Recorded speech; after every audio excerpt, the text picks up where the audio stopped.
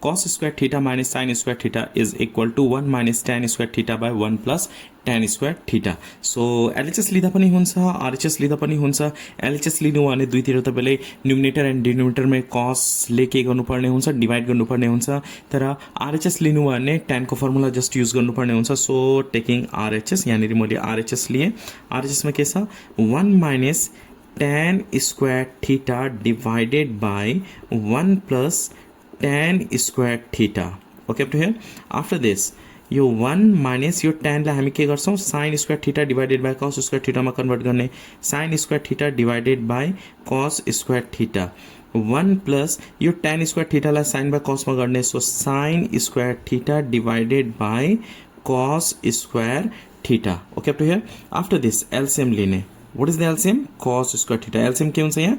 Cos square theta. न्युमिनेटर मा पनि cos square theta, denominator मा पनि cos square theta. अब cos square theta LCM पछि यो र यो के गर्ने, मल्टिप्लाई गर्ने. So we can write here cos square theta minus यो मल्टिप्लाई गर्नु पर्दैन, सेम टु सेम लेख्ने हो, sin square theta divided by, यहाँ पनि डिनोमिनेटर मा पनि cos square theta के हुन्छ, LCM हुन्छ. So यहाँ पनि के गर्ने, cos square theta के गर्ने, LCM लिने.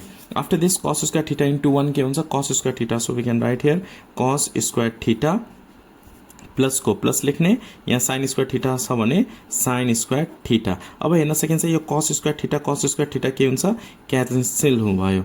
अब remaining cos square theta minus sin square theta divided by cos square theta plus sin square theta.